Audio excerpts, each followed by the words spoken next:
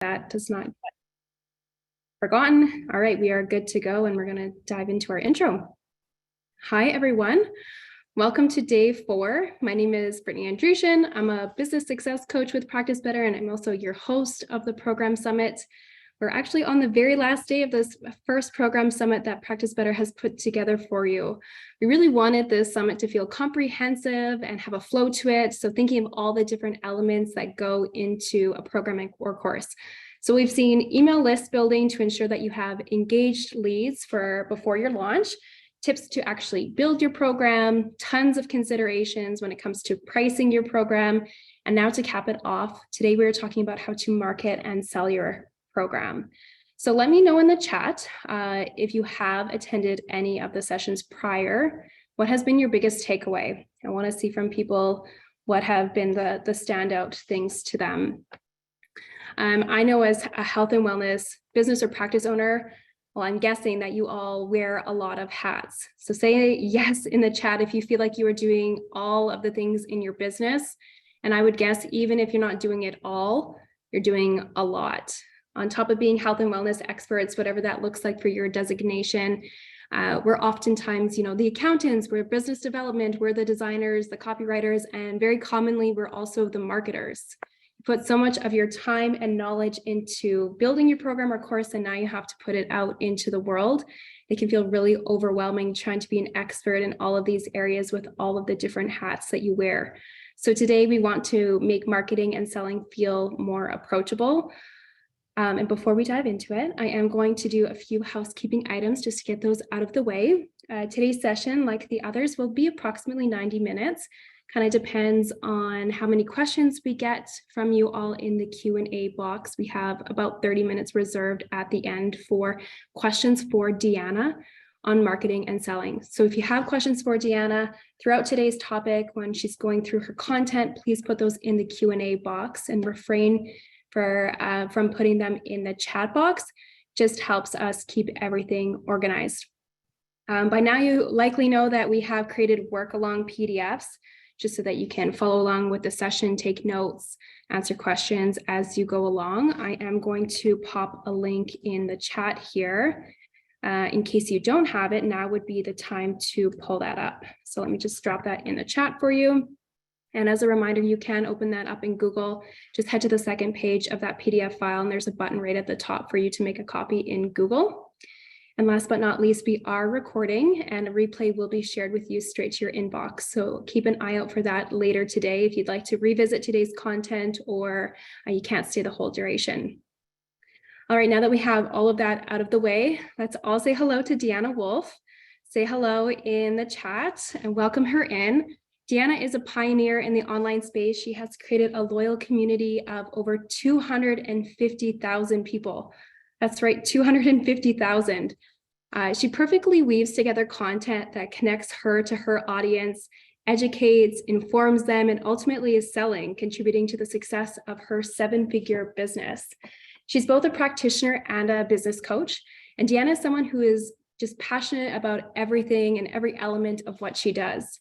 She shares her expertise with nutrition and health professionals in her online entrepreneur academy. And I've personally had the pleasure of meeting some of her online entrepreneur academy cohorts. We've collaborated together a small handful of times. And what I can tell you about Deanna that I really appreciate is that she's all about getting hyper-focused on the actions that are actually going to drive results and not getting bogged down in the weeds of all the stuff. And I say that with air quotes, right? All the stuff. And I'm sure many of you can relate to the feeling of being pulled in a million directions. So Deanna is just fantastic at identifying what works, what doesn't work, what to actually spend your time and energy on, and keeps things approachable yet impactful. So that's always been a standout kind of thing about Deanna in all of the kind of times that we've worked together. So today we're getting an insider glimpse at all of the marketing or some of the marketing strategies she's implemented to grow her own audience to over 250,000. So she's here to share her expertise on marketing and selling your online program. So welcome, Deanna. We are just so thrilled to have you here. I am so super excited to round out the Practice Better Summit, Brittany. It's been a powerful 4 days of learning. I personally attended each day to support my colleagues, and this has been so power packed. So thank you again for being here. I am probably in the way of your Thursday afternoon to your Friday. So I hope you sit down, listen. We're going to do a lot of interaction as well too. So I'm really, really, really honored you're here. I'm going to talk a little bit about, you might be thinking, who are you? Or I've seen your crazy reels on Instagram. I don't like you, but I'll talk a little bit more about myself, but you might be thinking, Deanna, what's 2% mean? Why are you showing me this? And I learned about this 2% metric years ago, about 3 years ago, actually, when I first started niching down and creating my online practice, but it's really stuck with me ever since. So I want to get some crowd engagement a little bit, I want to hear from you.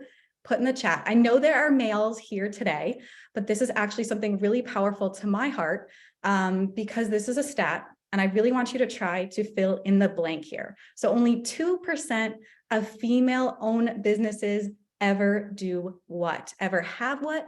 Ever achieve what? Ever accomplish something or have something within their business? All right, succeed. You guys got it. You guys all knew. I don't know if you checked it out online or you've seen this stat before, but you are right. 7 figures in revenue is correct. So I'm going to fill in the blank for you. Thank you guys agreeing with the 1 million mark. 1 million stayed in business past 3 years. Thank you, Monica, for that. That is a stat where you get going and then you're feeling overwhelmed, like Brittany mentioned, and you're like, I have too much to do. I don't know how people ever become entrepreneurs. I wanted flexibility in my schedule, and now I'm doing everything and working around the clock. So again, only 2% of female-owned businesses ever break $1 million in revenue. And you guys, I am on a mission to change that. I want that number to be higher. I'm super, super proud to be part of that 2% this year, but I want that number to be higher, and I want you to be part of it. So who's with me? Who's like, heck yeah, I had the goal of 6 figures. And a lot of my entrepreneurs do. I help people in all different niches, all different health professional backgrounds, but I always thought 6 figures is amazing. But what about 7, you guys? Why are we holding ourselves back with only 6 figures? Heck yes, 100%. Yes, can't wait to get there.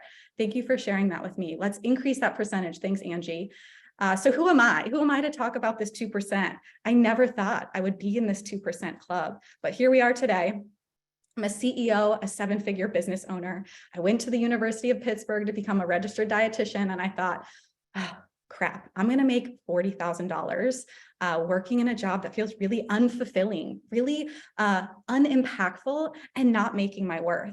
And I wanted to change that when I came out of school. I created online programs, Online Entrepreneur Academy, which is, we have 2 different options as well too, is starting out your business. Maybe you just want to take the first step to build an online business, get out of brick and mortar, or scale. We have a lot of women who are making 5 or 10K months who want to scale to 6 or 7 figures and want to streamline, put boundaries up in their business, learn how to market better and sell easier with clear tactics, what we'll talk about today. Also, Food Freedom Breakthrough, we have helped over 700 women and men create a simple relationship to food within my Food Freedom Breakthrough program. And I also employ other dietitians there to help as well. Angie says, I'm done with being a dietitian in the hospital. Understand that's an amazing career to go into, but if that's not lighting you up, let's think outside the box today. Let's learn. You didn't learn marketing and sales in school. I didn't either. I actually worked in sales before I quit my full-time job just 2 years ago. So if you're thinking, wow, she must have been doing this for decades in order to hit $1 million in her business, no. And I'm here to teach you why marketing and sales is such a key piece in order to produce results for your client, but also reach your income and impact goals. I'm a mother. I have an 11-month-old who's turning 1 year next week. Her name is Harper. I have a podcast. It's Top 10 Deets with Deanna. It's a play on words to just all that we talk about: entrepreneurship, mental health, disordered eating as well too. I hang out a lot on social media. I like social media, but I also tell my clients, you don't have to spend all your time on social media. Pick 1 or 2 stories, and we'll talk a little bit about that today. But if you want to say hi on social media, I also was just recently at Fancy, and you can see the booth we had there. Fancy is the food and nutrition conference for dietitians, but nothing bad happens when dietitians make more money, right? Who's like, hell yeah, I'm here to make more money and learn how to do that with clear marketing and sales tactics. So I'm a national speaker. I've gotten to speak to many universities, as well as the entire Nike corporation. So I do a lot of corporate talks as well too. And I work internationally with brands and clients across the world. So it's amazing. Shelly, yes, I do totally appreciate all the men attending today as well too. And we've had men in the program. That's just a stat I love too. So Charles, thank you. Of course, we're here to support all men. But sometimes it's interesting to hear as well too, kind of like why somebody's confident in sales and why they're not. But I really want you to ask yourself, as we're starting this, as we're going to talk about the key tactics today, what holds you back from feeling confident in marketing yourself and your program? I'd love to hear in the chat what's holding you back in marketing yourself and or your program. What are the really things that hold you back? I'm going to go over things that held me back. So I'd love to hear from you. Is there anything holding you back? Don't know how. Imposter syndrome. Yep. Money, knowing where to start. Inexperience, feeling like I can never catch up enough to plan ahead. Fear of putting myself out there. Perfection. Ooh, I hear that a lot. We're all hard on ourselves in these professions where we have all this experience and schooling. So thank you so much for sharing perfectionism, just not knowing the next step to grow. What I do is so complex. All right, so maybe it's breaking it down a little bit more and how to really market clearly to your ideal audience, kind of expressing what their pains are and drawing that out. Culture doesn't believe in functional medicine. A lot of money to support myself while setting up. Not good with digital marketing. Perfect. All right. I want to walk through the things that have held me back. These held me back for too long in putting myself out there, in feeling confident in marketing, in deciding to sell my services. First, fear of judgment. Who's like, oh gosh, my college friend is watching me and she will laugh if I fail. She will laugh if I put myself out there. Or maybe your neighbors, are doing something specific and you want to share a different point of view and you're nervous what those people will think about you. Or maybe it's other people in our profession. I get that a lot as well too. Other people will judge me because I have a different point of view than maybe other people as well too. Or maybe even your parents, your mom, somebody close to you that thinks stay in corporate, stay in clinical, stay in the safe role. Entrepreneurship isn't for you. So fear of judgment or fear of the unknown from other people around you, that imposter syndrome, thinking everybody else is smarter than me. Who am I to have a point of view on a specific niche or on a topic enough to market myself? Lack of confidence. You didn't learn this stuff in school, right? You probably think, I can't sell. I don't want to be a salesperson. And really just that confidence factor can come with a little bit of time, but none of us learned it. And honestly, when you learn sales, you can then sell so much. Sales is a conversation. Sales is confidence. Sales is connection. So knowing how to just build know, like, and trust with others as well too, creating those conversations, those are sales. So sometimes people overthink what sales is. And then what I did for a while is I'm going to wait to start until I do something, right? It was always something. Maybe you're thinking, I need one more certification, Deanna. Who's thinking that in their head? Before I can put myself out there, I need one more certification in order to be the expert in this field, in order to actually be confident in my service, in order to be the authority that somebody would buy from. I waited for way too long to do a lot of things, and I wish I would have just gotten started instead of waiting for perfect. I'm hearing a lot of you guys are perfectionists, want that, whatever it is to be so perfect before you ever put it out there. And I'm going to challenge you today to put something out there that's messy. I always tell my clients, I thought I needed to get A's in school. Yes, probably if you're in a wellness profession, you have that perfectionistic tendencies potentially, or maybe type A. I'm not type A, but I am a perfectionist. Like, I'm not super organized all the time. But what if you put stuff out that was C work, C+ work, instead of A+ work. And you built that consistency versus needing it to be A+ work. I would never be where I am if I waited to have A+ work every single day. Okay. Consumer of knowledge. I love the idea of putting something out there that's messy. Yeah. Thank you so much for the chat. All right. I want to hear from you guys then. Sales can be a super intimidating topic to many.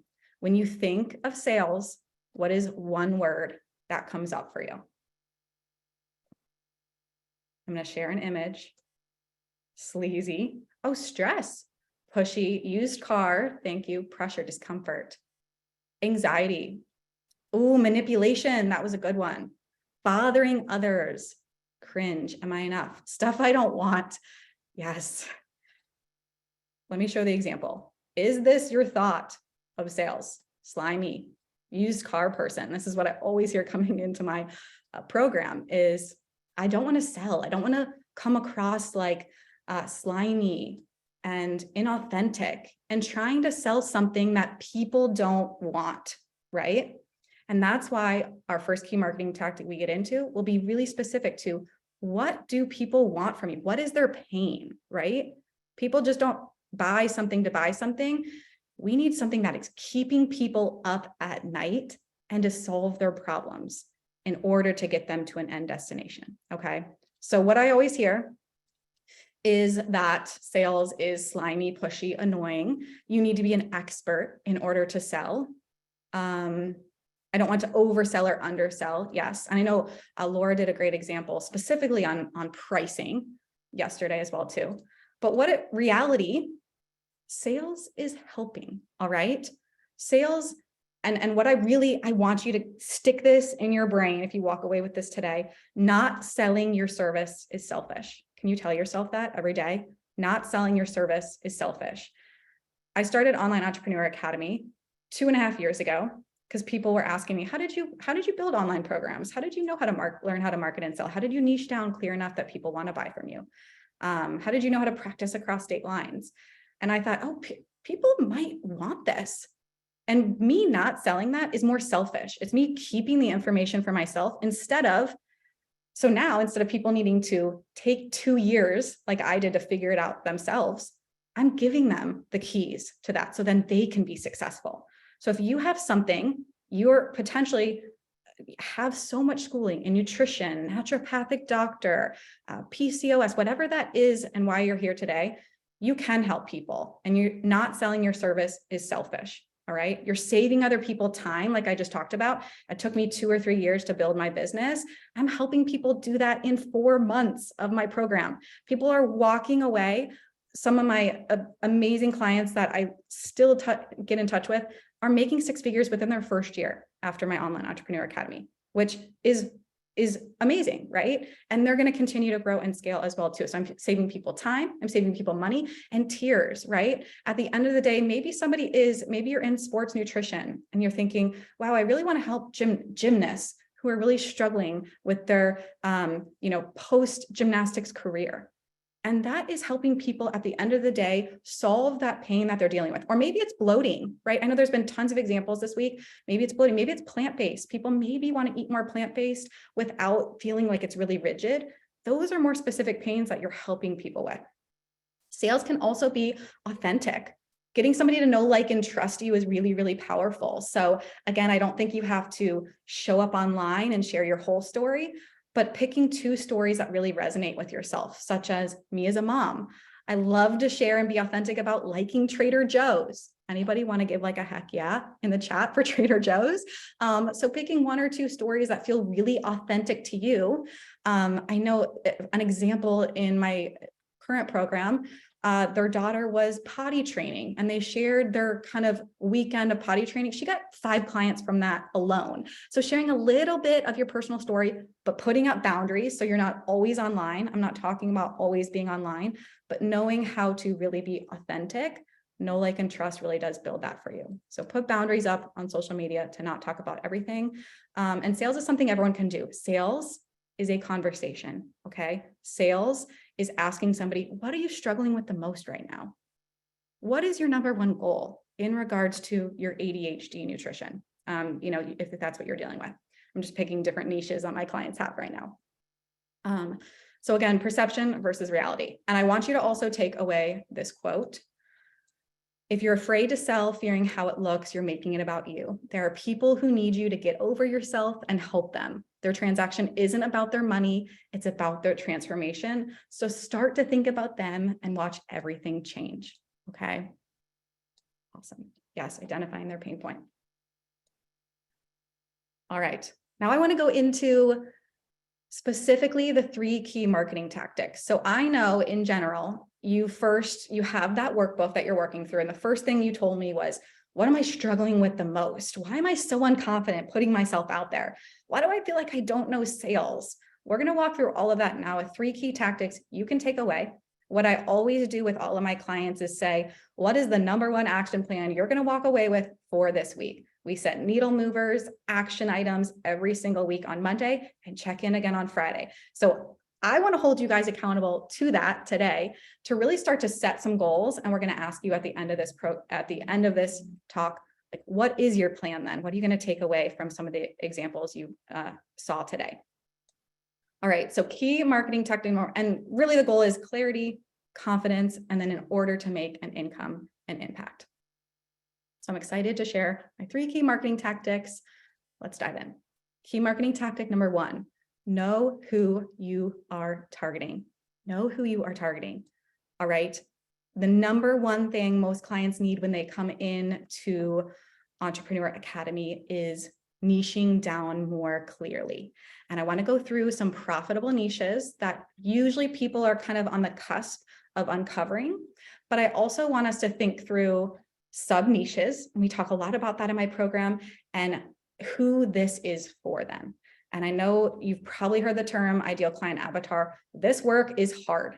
It is hard. And when people come in, you've probably been thinking about, I want to help people improve their health with longevity. Maybe you're even doing one-on-one work through insurance, or you're taking clients kind of willy-nilly, but you're taking clients from different referral sources. That is from it's cardiovascular health. Maybe it's diabetes. Maybe you just have so many different one-to-one clients. You're not sure what lights you up. Finding that clarity and what lights you up is what will turn you into a 7-figure entrepreneur. Because my mission, I know what my mission is. I know why I'm here today. And that needs to be you as well, is know who you are targeting inside and out. All right, so profitable niches. I always love to go through some of these examples. In general, I always like to ask my clients, and what? And what? So let's say you want to target PCOS. Let's take for an example that condition. Maybe with PCOS, they're actually focused on getting pregnant with PCOS. And so infertility is their main pain. Maybe with PCOS, it's acne, and that's their main pain. You might not do both of those things. You might only do one of those pain points within PCOS. So I always like to say, all right, you have a niche, and maybe it's, again, ADHD nutrition. And then you're detailing out, here are the pains that I'm helping people with. Maybe it's figuring out how to grocery shop when you only have a certain amount of time, or you forget to eat with ADHD nutrition and you overeat later on. Are you a prenatal specific nutrition expert? We also have body neutral personal trainers. We have osteoporosis trainers. We have diabetes specific, whether that be type 1, type 2, just managing blood sugars. Within that niche, or maybe also different examples, plant-based eating. I have 3 women in my program now who are really, really specific to plant-based eating alone. And you know what? Each of them are different. The first one is plant-based eating for the entrepreneur, for the business owner. She has different pains than plant-based eating for runners, right? Plant-based eating for runners. And so I always like to ask them, for who? What is their end goal? For and what, right? So again, plant-based eating can be your main niche, or maybe your main niche is weight loss. And then within weight loss, it's improving metabolism. It's portion control. Maybe weight loss is actually, they've been dieting their whole life and they need to overcome that in order to reach their set point. So I know there's a ton of examples here, even with IBS, that's still really broad, right? Gut health, hormone health, but gut health and what? I know there are dietitians out there alone that focus on pooping, on being like the poop dietitian, right? So again, being able to say IBS and what is beneath that and who is this for? All right. So that is what needs to happen really specifically as you're thinking about, I just don't want to work with tons of one-to-one clients anymore in a million different ways. I want to build out my signature offer. That's either a high ticket group coaching program offer or an online program that maybe has some calls in it. I talk a lot about this with my clients. Let's get in your first 5 to 10 one-to-one clients in order to bake out that experience. Make sure you know what you're doing. And then from there, build out your group and launch that too as well. So I do that all within my program, knowing how to successfully build and market and launch and sell. Some of my clients have had anywhere from 5K launches, which is amazing for your first program, to 50K launches. And to launch within a week or two and have a 50K income is very realistic when you're niching down really clearly. And even today, I have a lot of women. Again, my program is not about gaining notoriety, but it's about making impact virtually. So being able to niche down and sub-niche into a small community where people feel like I am heard from her and I want to learn more from her. So again, things like ADHD nutrition, being a personal trainer with osteoporosis for women over 40. All of those are specific. All right. What not to do is make a program for everyone, right? Make a program for everyone. That's why we're talking about niching down. Only talk about, so specifically with marketing and selling, I hear a lot of women getting on sales calls or saying, enroll now, or book a call now, or apply now, or buy now, because you get 6 calls, you get 12 calls with me, or 6 calls every other week calls. You get a workbook, you get downloads, you get a meal plan. Those are the nuts and bolts, okay? I want to challenge you. I hardly ever talk about the nuts and bolts in my program. Instead, what I want you to think about is the end destination, that island that somebody wants to get to with their pains going away, right? So take, for example, again, my program is, weekly calls, right? Instead of saying that, I'm instead saying, do you feel undervalued, underpaid, not making an impact? You have to go, you don't have any flexibility in your schedule. That is the pain that somebody wants to overcome, and that is their end destination island, okay? I went through a couple of those examples within niche, but instead of talking about the nuts and bolts, I want you to instead go into Canva, and instead of making a little overview of 6 calls, a workbook, everything that's included, I want you to instead reverse engineer that and say, within the first 4 weeks, your bloating will go away.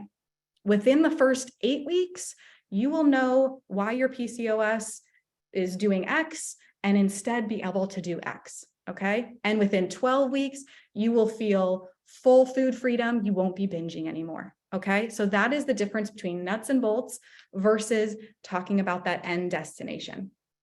And the last thing not to do with your marketing and selling is having really vague results and testimonials. Let me give you examples. I have some powerful examples here of how to get better testimonials. I have a lot of people get testimonials that are like, Deanna was great. I feel so much better.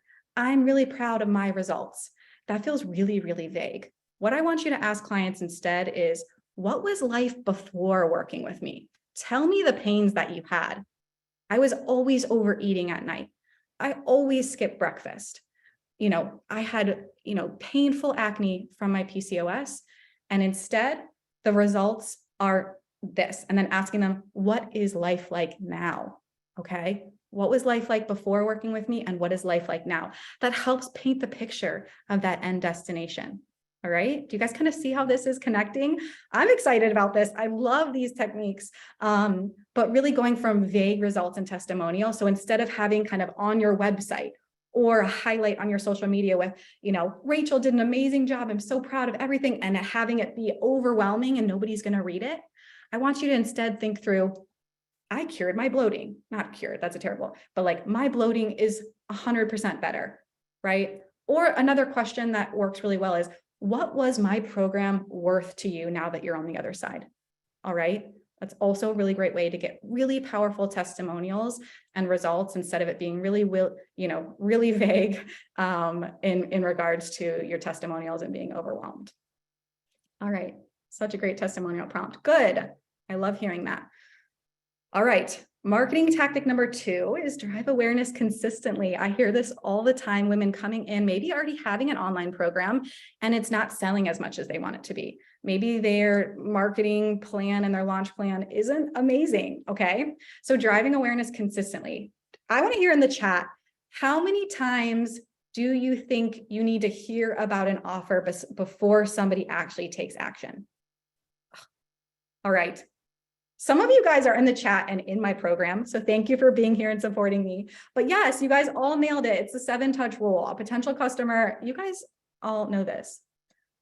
All right, 13 maybe, but I've heard anywhere up to 20, okay? So a potential customer must see a message at least 7 times before they'll be provoked to take action. And I even want to talk today about the 7 times. Doesn't just have to be one call to action that you put on your website, but it could be different ways to touch people, emails, share you're excited. And I want to do that a little bit today with a prompt for you guys, because what I would love for you to do, what I want for you today, if you either have an online program and it's not selling, or you're thinking about an online program, you want to move away from one-to-ones, you want to have that offer, what I would love for you to do, I'm going to go back to this original slide. I would love for you to take a picture and share it. And the goal for you for that is, I want you to drive awareness to what you're doing. This is not, again, a lot of times people will build a program for months and months and months behind closed doors, right? Build, and try to sell. And then it's like, oh, nobody's there, right? I didn't build a wait list. I didn't build excitement. This is just another course. I don't need this. And I really want this to be a revolution for you. So the best thing you could do now is taking a picture of this, or a selfie of you sitting here doing this. I'd love for you to tag me at Dietitian Deanna, at least, and Practice Better at Practice Better as well too. I'd love for you to share this and say, you guys, I'm learning something about how to market and sell something that's coming for you. I have something exciting. And also, oh, thank you, Practice Better. Yes, at Practice Better at Dietitian Deanna. So I'm going to give you a minute. I would love if you got like crazy videos of me being like kind of crazy up here. Not videos, but if you're taking a picture and I'm just funny, that would be funny. But what I think is the most exciting is I want this to secure a lead for you, a lead being somebody who might be interested in your product and in your offer. And let's say, behind this, you share this in an email and tell people, hey, you have 15 people on your email list, or maybe 100, and you say, I attended this and here's what I'm doing for you. The best thing you could do, or maybe you put this in Instagram stories. Maybe you're taking a picture right now on your phone or on Instagram stories, you're tagging us. And behind that, the next story then you put up, I would love for you to ask, as I'm building this program for you, what is your biggest struggle that you want to overcome right now? Okay. Opening up the doors to then, and maybe use a question box, or maybe you say, DM me and let me know.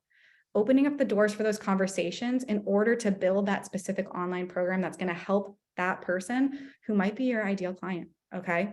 So I would love to land a lead for you and make this about you driving awareness to maybe what's coming up for you and what you're learning. And that's the best thing I tell my clients is really build that excitement. All right. This is not another course.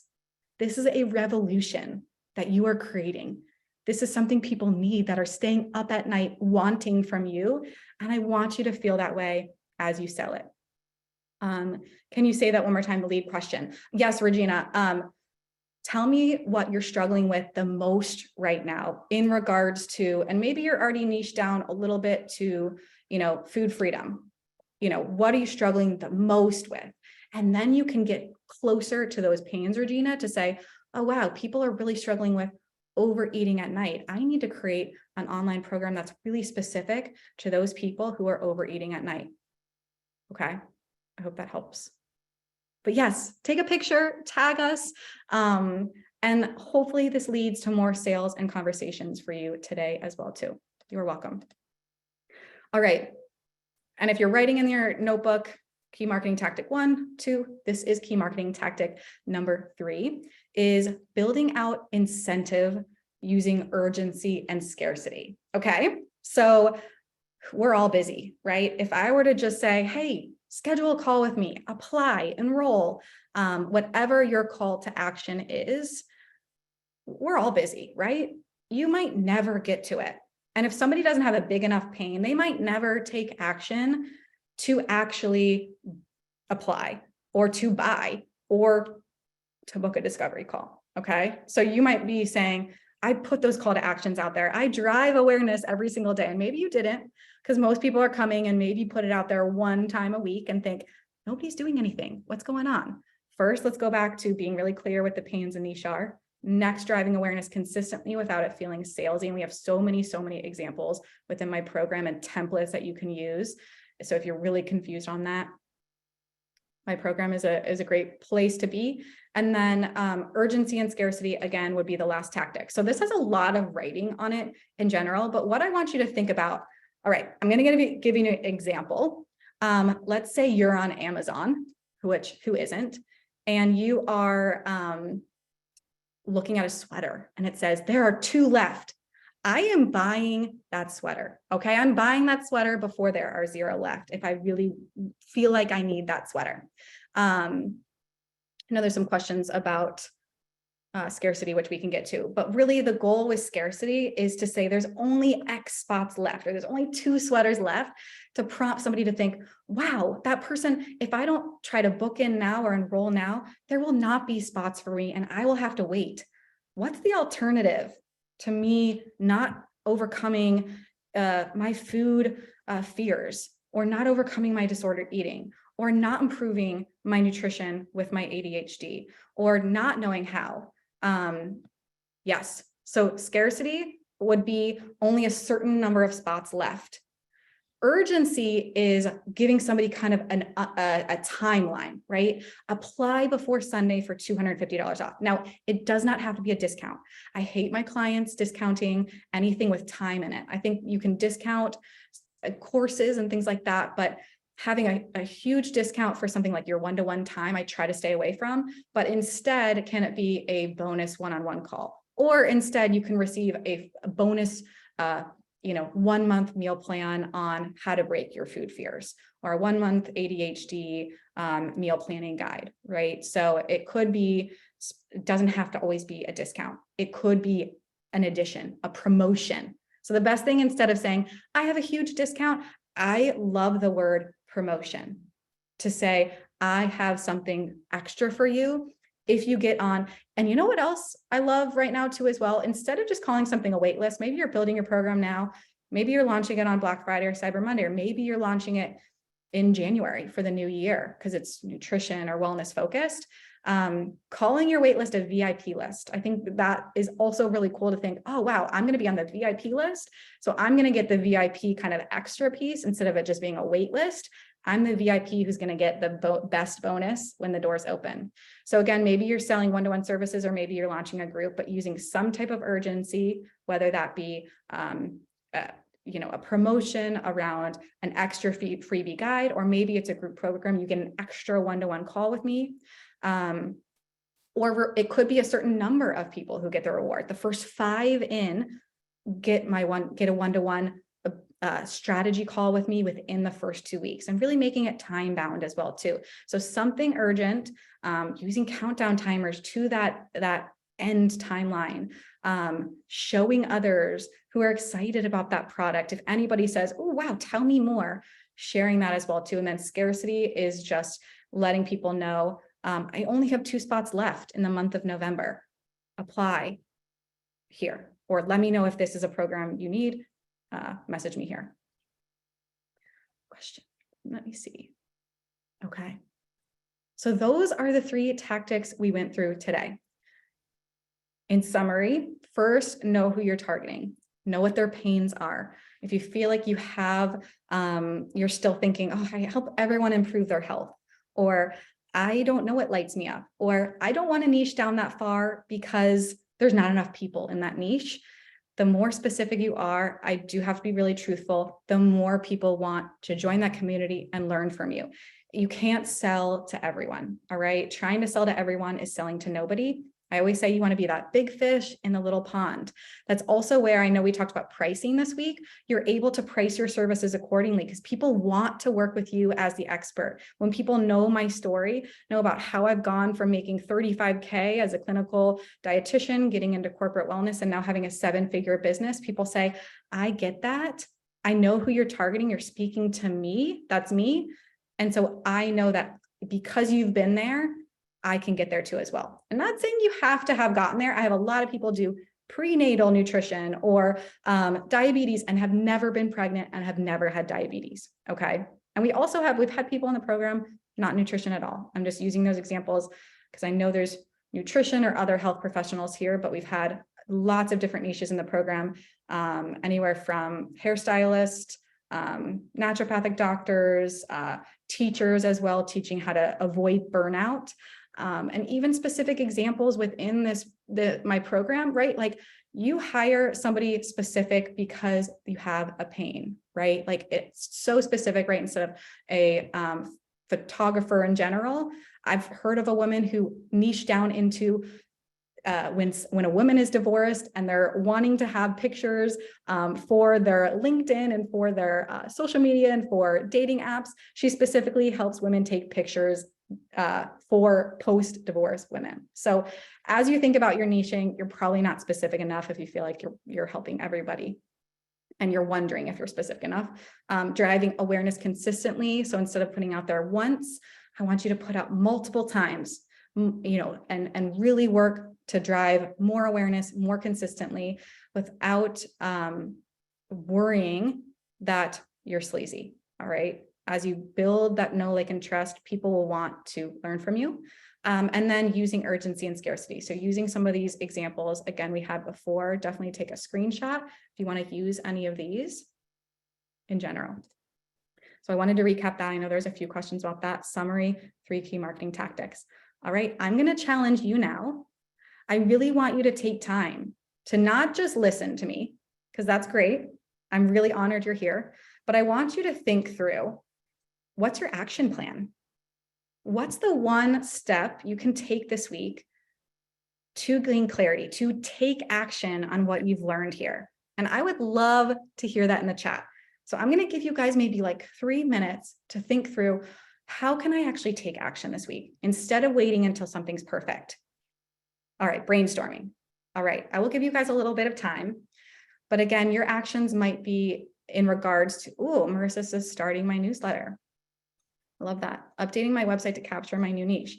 Thank you, Allison, for that. And I even want to challenge you with updating your website. A lot of women come into my program and think my website needs to be perfect with the right copy. I would challenge you, can instead, I also use social media, which I know we've had a couple of people say, social media is so scary. I don't know how to get out there. We're seeing a shift in how people buy. And I would love to challenge you to think through, do people go to websites first, or are most people on social media and then going to websites? So using your social media like a landing page for a website with a highlight of how to work with me, more about my program, right? That's the best thing you could use right now as your business card. I always joke, when I was at the food and nutrition conference, people would say, do you have a business card? And I would say, actually, I have some QR codes to find me on social media first, where I can create that conversation in order to lead to a sale, rather than it being a dead website where they might never take action. And maybe then if you get them on your email list, that would be the same thing. You can then sell to them. You have their email. If they're also following you, you can build that conversation, potentially sell to them in the near future. Oh, Julia, outline my menopause program and send it to my MD referral source with note that prices. Oh, Julia, girl, heck yes. I challenge women to raise their prices all the time. We have templates on how to do that. Setting a timeline for yourself of when you're going to raise the prices. I always say, get your first 5 clients in and raise the price, and let people know my prices are raising January 1st. And I love that for you, girl. Asking more specific questions for testimonials. I'm so glad that wasn't going to be that was kind of off cuff, but how to get powerful testimonials is a huge part of your business that I always feel like people forget about. You're always trying to get the next customer without thinking through, can I ask my clients for testimonials in week 9 of 12? Or can I have specific check-ins within my program to say, what's been your biggest win? I ask my clients for their biggest wins every single week so that I have clear marketing that I can share in order to say, within 4 weeks, look at what they've accomplished. I hear a lot from women within the first week or two, they've niched down clearly and they've been struggling with that for 5+ years, or they've waited for so long because they thought they had to have a business plan, have a website, get started. So anything you can get started with is amazing. Decide on a sub niche. Krista, thank you for listening. Talk about my program every day in stories. Ooh, Sarah on TikTok, girl. I love it. And in your weekly newsletter. I love that. Weekly newsletters is a lot. Cheers to you. Mine is monthly. But that's really, really cool that you do that. Post on social media about an upcoming online course and ask what their biggest struggles are, and then ask them to join my mailing list to stay abreast. Michelle, challenge you to, instead of calling it a mailing list, call it that VIP list. Okay. Little funny things that marketing wise, I had to learn. Again, I worked in sales and marketing before I even did this online as well too. So using my experience, how to start doing reels. Carla, we actually go through, we literally have so many lessons on this within my program. There are some people on social media who are teaching reels, like Brock Johnson is a good example. There are a few accounts that kind of say like, here's how you can record, but we have some videos and tools on that, because reels is a really great place to start. And you can even take pictures, use the template of somebody else's video, go to my page, click on a reel you love, click on, there's a little thing before my caption that says use template. You can use my song. You can put in little pictures or videos, use the template and post that. Okay. So it doesn't have to be, or I tell my, like when you're first starting out, film yourself pouring coffee in the morning and put like 3 fun facts about yourself so that people can start to get to know, like, and trust. And one of those fun facts be related to your niche, right? I've always loved prenatal nutrition and I'm so excited. Stay tuned for more on that. All right. Love you guys like sharing your social medias too as well. All right, I just posted your suggestion about taking this course on my IG. Yay, I can't wait to see. Let me know. I would love to have more conversations in direct messages. My messages are always opened. And I love to hear from you guys. If you took anything away from this, let me know as well too. All right. Again, if you're thinking like, I don't know what my action step is, or maybe your action plan, like you just want to learn more, I do have my online entrepreneur academy. If you liked what you heard today and you're like, gosh, that was like a lot in 45 minutes. It's a 4-month program designed to either, whether you have, my start program is great if you want to niche down, if you need to know how to sell your services, if you want clients. Most people are making back their investment within 3 months of the program. So it's really focused on marketing and sales. It's not just another certification. It's making sure that you feel the expert in what you're doing in order to clearly and confidently talk about your offer and have paying clients. We don't focus on insurance in my program. We actually have a lot of people that want to potentially move away from insurance. Nothing wrong with insurance, but a lot of times we can charge our worth and actually increase our income when we focus on cash paying clients. You get the accountability and method of not only me, but 2 amazing co-coaches in the program who are making over 6 figures within their first year of business, who have done this program as well too. And just so many tools and templates that people have said I should sell for thousands of dollars alone. So I'd be honored. I know Practice Better will send out an email after this with a link to apply. And there is a discount there if you apply by Sunday. Would love to see you apply and we can talk to you. Our next program opens up in January. So it's the perfect time if you're thinking, I want to make sure I'm clear online. I want to be making income using my email, social media, using my referral sources. We have some people who have no social media following, who don't even use social media, post there every now and again, but really helping people streamline their one-to-one and even launch their group or online courses. So you get me and amazing tools and resources. So yes, join me on social media. It was a pleasure to be here today. I know we're going to do a Q&A. We do have a page for Online Entrepreneur Academy if you want to check that out with testimonials from other women in the program. And then I am on TikTok. I love that too as well. So that's where 250,000 people come from. So $500 off if you apply either today, or we'll even give you by Sunday if you're thinking about applying. We'd love to have you apply for our January program. So such an honor. Thank you so much. All right. Thanks, Deanna. That was amazing. I have to share a fun fact about me before we go straight into the Q&A. I also come from a sales background. So Yeah. I spent 12 years selling real estate and left a couple of years ago when I joined Practice Better. And I just want to reiterate what you said in that sales is really a conversation. It's really about, knowing, liking, trusting the person that you're engaging and working with. And I think that so many of the tips that you've shared today are going to allow our audience to do just that. I really feel like the secret to selling with confidence is having a product you believe in and the right qualified audience. And then it's just a conversation where you're like marrying those two things together. So thank you so And one much. more thing, Brittany, now that you said that, I always like to have people think of, a lot of people come into the program and think there's nobody in my audience now that wants this service. Or it's not the right audience to buy from me, but I always think, or I don't have a large enough audience. I have women who are making 15K with less than 1,000 followers, okay, with like less than 700 followers. So you might have exactly what people need. This is a gut health specific nutritionist. And so I even say, like, think about if 100 people, like if you're worried you only have 100 people, think about 100 people were banging down your door, at your front door. You'd be like, dang, I got 100 people here, right? Like think about each person coming into your page as a new potential person you can help solve their pains about. So it's not salesy, it's you helping them. And think about that. It's an amazing number where, I don't like to, 250,000 feels overwhelming, but I show up with no makeup more on my social media than I do anywhere else. So well, that's just it, is like that authenticity and allowing you to really like break down that barrier with people and feel like there's like that term nowadays called parasocial, where you start to feel like you have a relationship with these people that you're following online. And I think you're fantastic at that. But on the note of social media, I know from some of our previous sessions over the last 4 days that some people have a real kind of blocker up about social media. They don't want to be on there. They don't get it. They don't want to figure it out. They're just like exhausted by things like, the algorithm, things of that nature. So for those people that are feeling hesitant, do you have any advice, or from your perspective, can they do this without social media?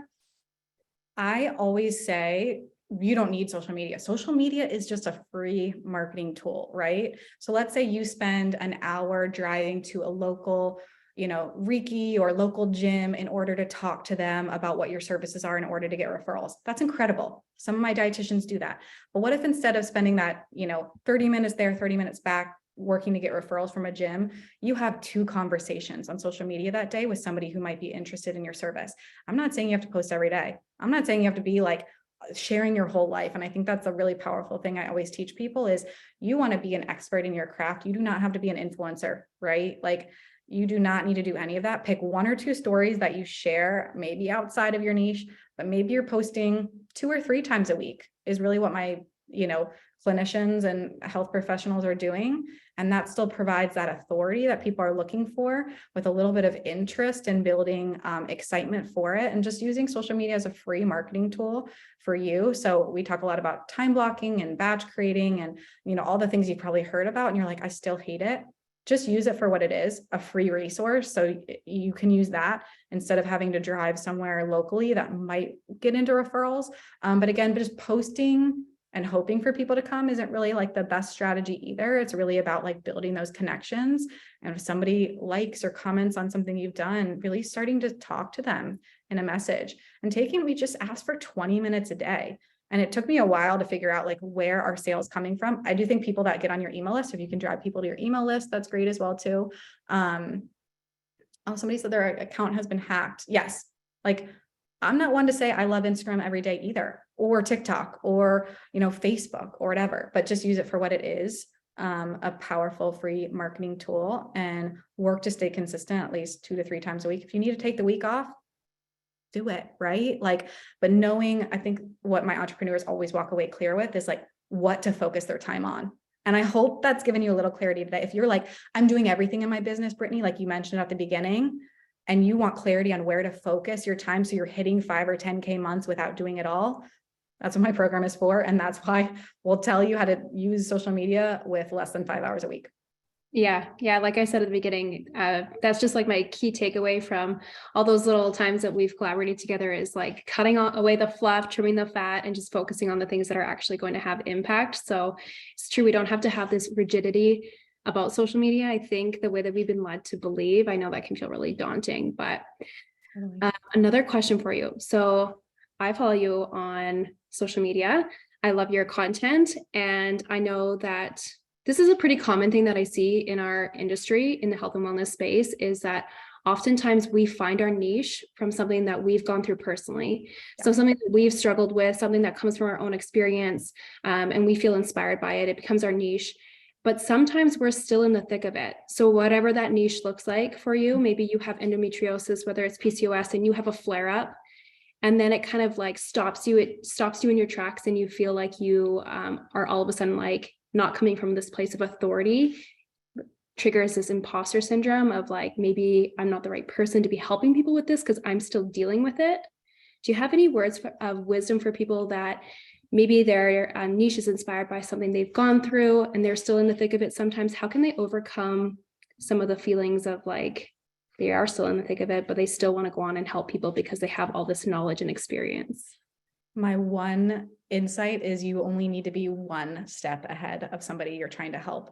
And sometimes if you're too many steps ahead, that can almost be overwhelming. Maybe you're using language that they're like, wait, like maybe you're talking about, with specific PCOS, different hormones or, things that feel really sciencey or too far along for somebody to understand. So I started my program when I was still probably struggling to as well, right? I mean, it's okay to only be one step ahead of your ideal client.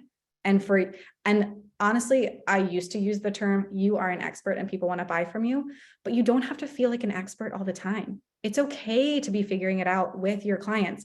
I think that's where a lot of people think I need to have everything built out. I need to be the extreme expert in this. Sometimes working with a few people and building it as you're working with them can be really, really powerful for you to understand what do they actually need? What are they struggling with the most instead of having a perfectly built out online program? So I think, again, you only need to be one step ahead of somebody in order to really provide that inspiration and really help somebody like move the needle and get their pains away. As kind of a follow-up question to this, do you find that having experience in your niche has made it easier for you to come up with content and market to people who are struggling with it? Like for example, me actually having, a broken relationship to food and being able to talk to it. Or just in general, do you think when you work with clients, if they've had experience with their niche, do you find that they're often, have an easier time connecting to their ideal clients? I think it really depends. I've seen really, I talked about, I know we've used the osteoporosis, but it is a really an untapped market right now for personal trainers. And I just did a podcast episode with osteoporosis trainer. And she's never had osteoporosis, right? She's just really like interested in it and passionate. So I don't feel like you have to be, I think that's what you're asking, Brittany, right? Like, I don't think you have to, is that what you're kind of saying? Yeah. So I think a lot of people shy away from niches that they don't have any experience in. Yeah. Yeah. Yes. And even, I mean, I have people coming in and they're working with eating disorders in their full-time, and most people in my program are working full-time jobs and knowing how to figure out like what to spend your time on the limited time you have as you want to build, that my business was a side hustle up until 2 years ago, which is kind of crazy, but like knowing where to spend your time. And so, yes, people come in and are like, I'm working with eating disorders here, but that's really not lighting me up. I really want to niche into this instead. And we do that too as well. And it's really more about, building the confidence, knowing how to market clearly, consistently having the conversations in order to lead to that income and impact, where a lot of my, successful entrepreneurs are now, being featured on podcasts, are, really looked at the authority, where when they started, they did not feel like that. And that is so normal. I kind of like fumbled my way through learning some of this stuff as well too, until I saw the results, specifically in OEA of like, helping over 100 women now hit 6 figures plus. I mean, it's just amazing to see. So I started off when I was still like, not making the biggest income and impact I ever wanted to, but people were kind of like, I'm really struggling with this. Tell me more. And the more you just have those conversations of like what people are struggling with, you can then build something that they're going to come and want to, pay money for. Yeah, we're seeing so much community and kind of networking going on in the chat, which is so incredible. I love that. I love Yeah. that you guys are like sharing your links, sharing your Instagrams and being like, follow me. Heck yeah, free marketing, guys. Yeah. I want to like screenshot all of this and come check you guys out, or tag me and I will come say hi. Yeah, it's amazing. And it kind of makes me think about how with marketing, you can start to collaborate with your peers. Do you have any pieces of advice for someone who is wanting to collaborate in order to make their marketing, go further? Yes, I actually want to record a podcast. If you check out my podcast, you're like, it's even like deeper, little solo episodes and little people come in. But on my podcast, I'd love to do on like how to spend 1 hour on social media and still get like the most bang for your buck. Cause I do think the best thing you could do is connect. It doesn't just have to be, honestly, if you're worried about the other trainers in your niche or the other naturopathic doctors within your niche, or the other therapists in your niche, right? I have therapists in my program now too as well, focused on different things. Mute them if you're worried about them. If you're looking at them too much, like find a little inspiration in your market research. We go through how to do market research, but mute them and decide like, oh, I'm going to find other people that focus on this type of mental health, like in medicine, in nutrition, right? So maybe you're a gut health dietitian and you find a gut health doctor, right? And you potentially do lives with them or always comment on their content, like meaningful stuff. So people see yours. And I know I've had a lot of people with diabetes grow amazingly and, find people for the programs by just connecting with other people like doctors and personal trainers who are specific to diabetes and building that. So I agree. What something I want you to like, we have a mindset coach in the program, come in and talk a few times, because that limited mindset, that fixed mindset, I want you to Google abundance versus fixed mindset. Having an abundance mindset is like, yes, collaborating with others instead of feeling like you're competing. There are women that do literally exactly what I do. I want us both to make $1 million. I want all of us in the room. I help women do exactly the niche that I do, because I believe in it and I want other people to succeed. I'm not trying to hold success back from other people. And if you're saying she's so successful, I can never get there, I'm successful and you're successful. Okay. And so I'm not competing with anybody. Oh my God, I love everybody. I just earned 5 followers. So cool. This is the best. I got you guys sales. I got you guys new people interested in your stuff. And yes, I do hear a lot of like, when people, first get started, oh, it's other people in the field, other dietitians following me. Great. Start a conversation. Ask what their niche is, if they want to, do a live, if they want to talk more, right? I think like entrepreneurship can be lonely.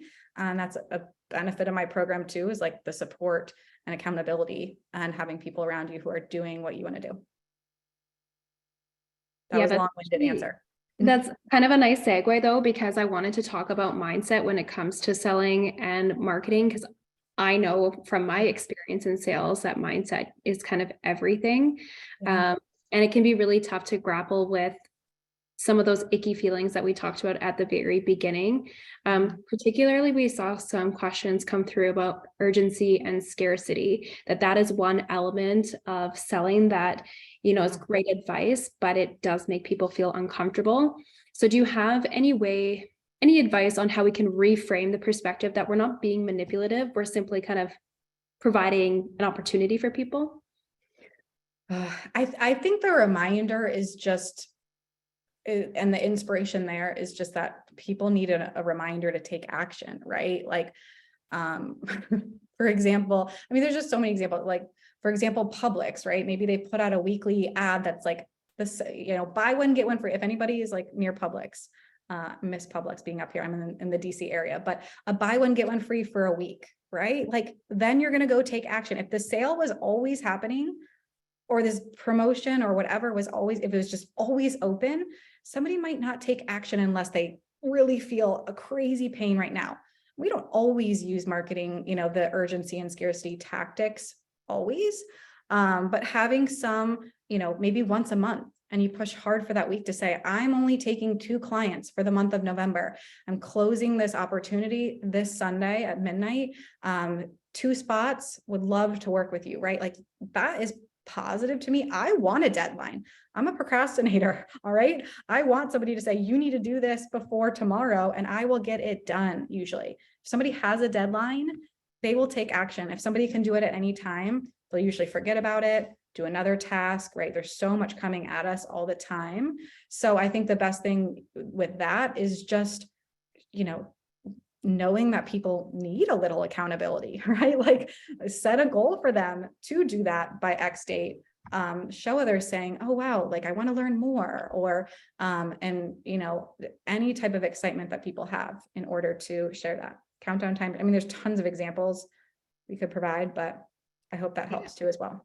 Yeah, it's so true. And it makes me think of kind of 2 different things. One, that it doesn't have, like, it can be rooted in honesty, right? Like maybe you feasibly can only take on, an X number of clients. Oh, right. Yes. You're stretched too thin. Like it doesn't have to be dishonest. So when you're saying those things, like just know that it can be very specific to you and your situation and be rooted in honesty. It doesn't have to be something that you're like just using simply as a tactic. Oh, completely. And I know somebody had said in the chat, it's hard for me to personally believe somebody who said that.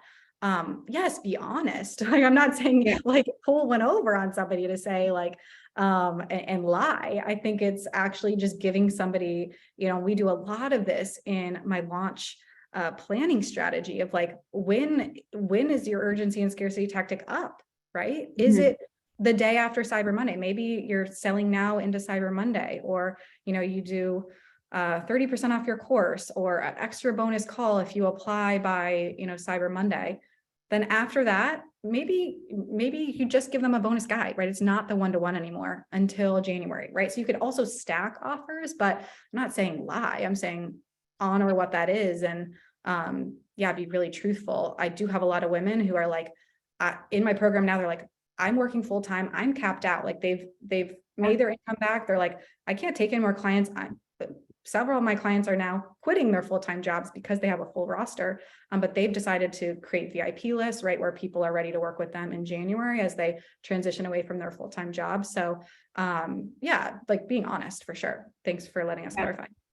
Yeah, absolutely. And also I think it's eye-opening to look around in your day-to-day life and think like when you go to the grocery store or when you're browsing online, you're seeing like limited time sales. You're seeing like, at least at like the grocery store where I live, Air Miles will do a bonus on the first Tuesday of every month. So little things like that people take advantage of, and it doesn't have to feel icky or manipulative. It's truly communicating to your clients like what the deal is so that they can take advantage of it. So I hope that helps clarify to anyone who is feeling a little bit uncertain of how to proceed with urgency and scarcity. And I can tell you that it does make all the difference in actually driving action from your prospective clients. All right, let's move on to another question that we received in the Q&A box. Someone is just kind of starting out. They're a student, they're a registered dietitian who's kind of still going through their training and in school. Is now the right time to start building an audience or marketing themselves as their brand? Maybe they are not ready to niche yet, but what's your advice for someone who's maybe still a student, but they know kind of what their end goal is to start a business? We have a lot of students in the program who know that they either don't want to go the clinical route, they want to build out their practice and be able to have clients waiting for them, or even starting to take clients as a coach. So we do work with a lot. I've worked anywhere from people that are sophomores who want to build it out now and work as a coach online, all the way up to people who are in their internship. So who are like ready to build this out, start knowing how to. So if you're already spending time like blogging, but not making money, or, making videos, and I would just like ask her, like, is your end goal to make income? And we can help you do that. So I do think you can get started as a student. And even I was doing that in school, right? I kind of started documenting my journey on a blog before social media was even a thing. So I think if you're doing some things now and you're just like, kind of doing it, and you were like, I want to make this a reality. I definitely think you can. And I have a lot of examples of this. We talk through, you know, on our discovery calls as well too, to show the different students who have been really successful. And you're not a dietitian, but you know, you can use different handles and different examples of how you're helping clients without it being anything dietitian specific as well too. Yeah, that's great. I'm going to read this one directly from the chat. So this person is a wellness center dietitian, and they focus on everything. So she's a little bit confused about what message needs to go out because she doesn't quite have a niche. Do you recommend creating a guide or program for every little thing that they deal with at the wellness center? Or what's kind of like the right direction to go when you work for a facility or a business that serves everyone essentially? And they're using Practice Better for that business, or they're wanting to have like their own.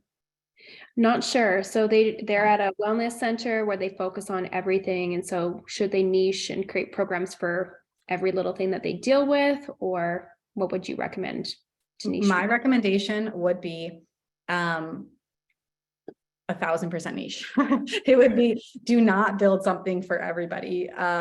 It will be tough to market. You know, it will be tough to sell something that's for everybody. And if somebody doesn't feel like their pain is, if it's just like improve your health, you know, longevity, the things that I kind of hear coming in, like, I really want to help everyone, cardiovascular disease, you know, dialysis, you know, all the things. I think niching down can make you, and that, I mean, even sharing the example today, right? I'm not helping every single person with all of my services. Practice Better asked me to be here because I specifically help people like you guys, right? Like health professionals. So because I've niched down clearly, you're seen as the authority. You're asked to be speaking on that topic. And that's where it's not even just about income anymore. It's about being fulfilled and making an impact. And that's really the goal that I want to have for all of my health professionals in my program, is to do that. So I would recommend, I forget this person's name, I would recommend definitely niching down and figuring out, doing the market research to figure out, and even thinking through what lights you up. And thinking through, there's so many resources in my program to figure out your niche, but decide on one and go full force on that. And let's say you're still taking one-to-one clients in a different way. Maybe you build out, you know, some of my dietitians maybe build out a second program. Maybe they have a gut health, maybe they have disordered eating. They might have two. That's a rare case. Most of them are making enough money with this one that they can either raise their one-to-one prices and charge really high for that one niche they're in, or go full force ahead with something like a high ticket group coaching offer. Yeah, amazing. I'm just going to reiterate what's going on in the chat here. So because we've had so many people share their social media accounts and their handles, we are going to put up a place for everybody to share their social media on our Instagram. So head to Practice Better's Instagram afterwards if you'd like us to kind of consolidate and share with everyone so that you don't miss everything going on in the chat. All right, I'm going to do a last call for questions. So if you have questions pertaining to marketing and selling your online program or course, while we have Deanna here, now would be the perfect time to pop over to the Q&A box and ask any last questions that you have pertaining to marketing and selling. So I'll keep an eye on it here. Somebody did ask Brittany earlier, a discount code. So when you apply before Sunday, we will mark that. So really the next step after applying is potentially hopping on and talking with me or my team for 15 to 20 minutes about our program in January. So we will let you know that on the call. We will know that you applied during this period as well too. So there's no code to enter when you apply. But again, you can either go to dietitian.com under Programs Online Entrepreneur Academy, or you can follow that Online Entrepreneur Academy page, and the link is right there in the bio. And I think the link is going out in the email today too. Amazing. We did get a couple more questions in the Q&A box. So Marissa is asking how to grow on social media. They are doing reels, but is there any other tips and tricks when it comes to growing a bigger audience? I would say make sure things like your handle, your name, your bio are optimized so people understand who you're helping, so you're able to be searched a little bit clearer. even if I were to start again, it probably wouldn't be dietitian Deanna. That's just been my handle for 5 years now. It would probably be something more specific, right? That's why we created Online Entrepreneur Academy. So people can find something like, I'm looking to build online services. I'm thinking about being an entrepreneur. And even in that name box, not just your handle, but that name box, making sure it's really specific to somebody's pain and to your niche. Weight loss dietitian, body neutral personal trainer, PCOS nutritionist, naturopathic doctor, mental health therapist for high functioning anxiety, for burnout, for educators, right? Things like that. So, Tiffany, glad that was helpful. So I would make sure all of that is optimized so people know what they're getting when they come to your page. I would also make sure you're starting to build. I think the number one thing people forget with social media is it's social. It's building a community experience. So again, it's not just posting and ghosting. If you're posting 3 times a week, I say spend 20 minutes on after that, commenting on other pages that are similar to yours within that niche, whether that be you're in mental health and you're talking to, and maybe it's mental health and ADHD.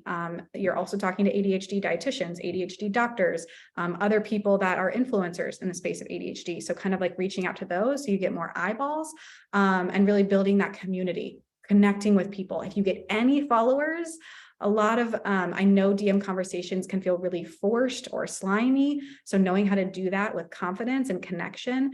We have tons of DM scripts as well too that I work with clients through, but welcoming people in and saying, thank you so much for joining my I'm trying to think of my plant-based community. Tell me what your biggest struggles with eating plant-based are. What are your goals around plant-based eating to create that conversation? So I always say, spend 20 minutes on that, maybe 1 or 2 times a week in order to hear from other people, and start to build that way too as well. People are going to want to learn from you. And looking back in your insights, we do a lot of insights training too as well. If you have something that hit, recreating that. We talk a lot about how to recreate, and I'm sharing this here with you, recreate something that did well instead of recreating the wheel over and over again. Look at what's done well and continue to post something really similar, whether that be static, Twitter quote, reel. Like if you've done a reel on 5 sources of omega-3s during your pregnancy, also create a Canva, right? With those examples as well too. So you're building out so you can have things ready for a month as well. Love the idea of recycling content in new ways. That's so such a great way to keep things efficient. We did have a question regarding when the right time to outsource is.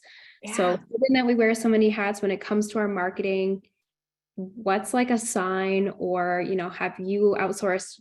Let's just talk about outsourcing and what your take is on it. I meant to talk about that in like the waiting too long slide I did, like waiting too long to do anything. I waited way too long to hire on because you're thinking, I do it better. I need control. I'm the expert. I'm a perfectionist. Only I know how to do it. The first time I hired out, which was 2 years ago now, it changed everything for me. I went from making, a side hustle income to, my first year with hiring on somebody, I think it was a $350K year, right? So it's just such a different, so now I have hired on 11. They're all contractors. So a lot of my accountant and my attorneys have said, let's not quite hire on full-time. I'm potentially hiring on full-time next year, but I do have 4 dietitians. I think the best thing you can do first is hire something like a VA. And I have OEA Start and OEA Scale. We actually help women hire on and know how to delegate, how to hire on, how to find the right talent, somebody who's not doing what you want to do, right? You're not hiring somebody on who wants to be you or who wants to take your proprietary information, but is an expert in what they're doing and figuring out what do you hate and hiring out for that. Okay. So VAs, I want you to think through, and if there's anything you remember today, it's like, how can I be that 7-figure entrepreneur? I want you to think about like, how much an hour is that then? Let's say you want to be worth $1,500 an hour. VAs can be anywhere from $25 to maybe $40 an hour. So can you outsource some of those things that maybe take you an hour or 2 every day? Or you could start with a VA at 10 hours a month, right? So it 2.5 hours a week, and knowing how to just start there and delegate is the best thing you could do, because I know you're a control and perfectionist.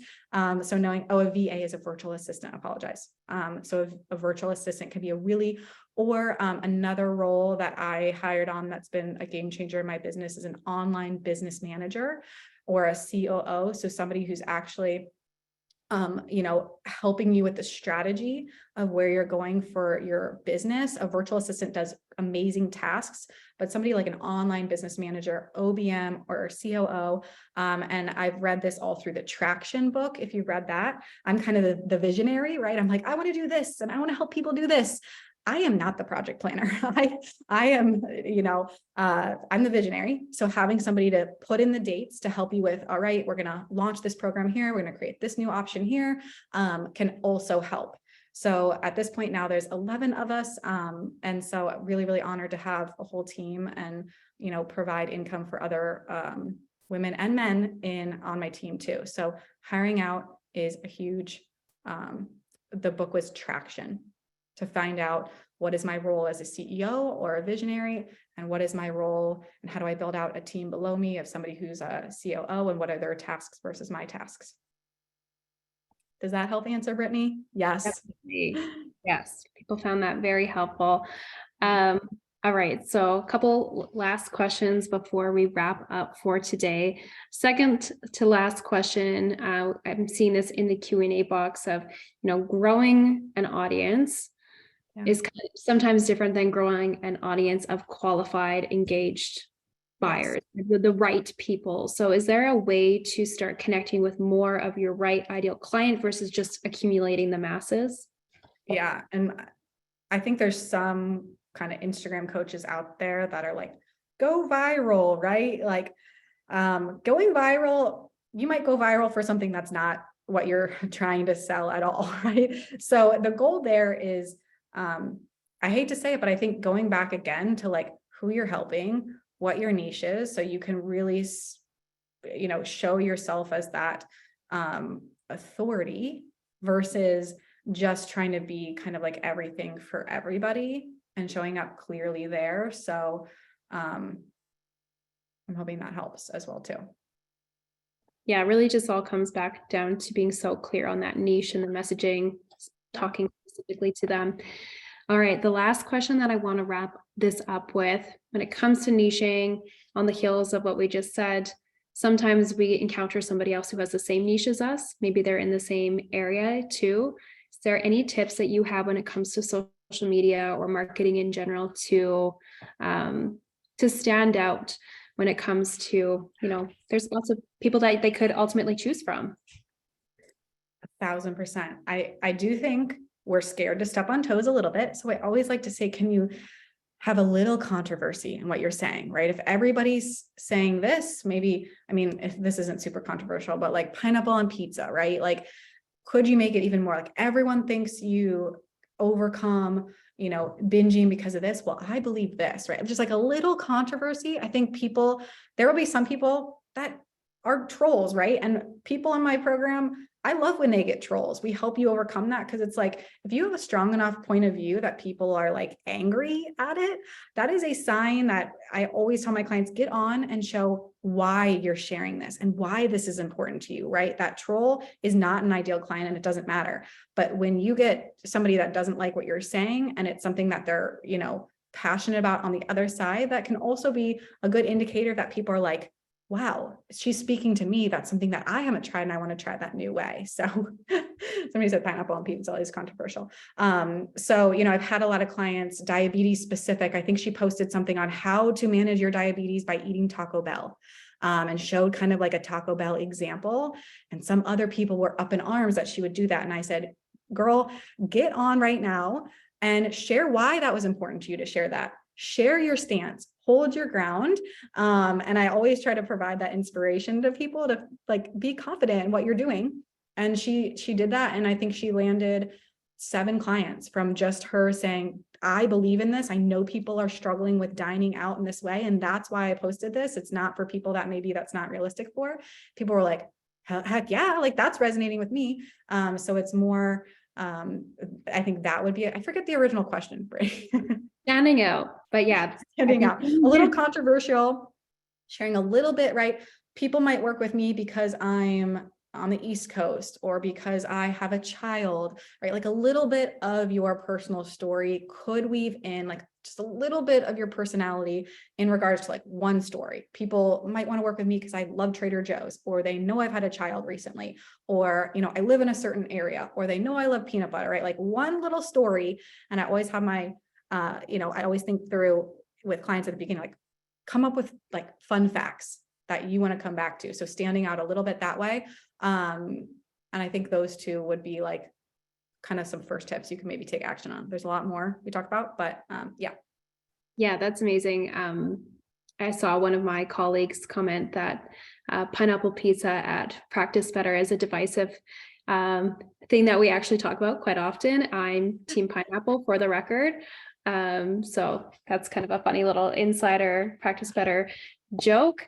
And yeah, I feel like you never know what people are going to connect with, right? So by sharing and shining a little bit of your personality through on social media, you never know what's going to resonate with someone. All right, so before we say goodbye, we did have a couple more questions about people wanting to learn more about how to work with you, some questions about your coaching and your program, all of that. So you can see it on the slide here, how you can work with Deanna, but if you have any other ways that people can connect with you, please feel free to share. Definitely come check out the new page we just started. I have it linked, so come say hi on Instagram. I would love to talk about today, any tidbits that you took away. I have reserved the afternoon to spend time talking to you guys. And that's important to me, to connect and talk more about what you're struggling with and maybe the action items you can take. Definitely take the time. Honestly, I think the average time it takes for somebody to apply for my online entrepreneur academy is 6 or 7 minutes. So maybe you have until 3:30 and we're going to log off now. And you have that 5 minutes to apply in order to secure that $500 off for my January program. If you're on TikTok, I'm over there, Dietitian Deanna. But you can also check out my website. I didn't put my podcast, but I'm hanging out on Instagram the most. So come over there, check that out, say hi. I know you guys all have new followers, so you're going to be busy. But definitely just come chat and we can talk about your goals and struggles. And if this is the right fit, if you're thinking, I don't know if it's the right fit, apply and we can hop on a call and talk through your goals and the strategies for you next in order for you to be part of the 2% Club. Nice. Amazing. Well, thank you so much. That Jeannie applied while on your, how do I get the discount? When you attend the call, you'll get the discount code on the call. I'm hoping that answers. Yeah. So no coupon code required. You just need to apply. Yeah. Amazing. Thank you so much. I mean, I knew it was going to be amazing, but of course I'm sure was even more incredible for others and myself included.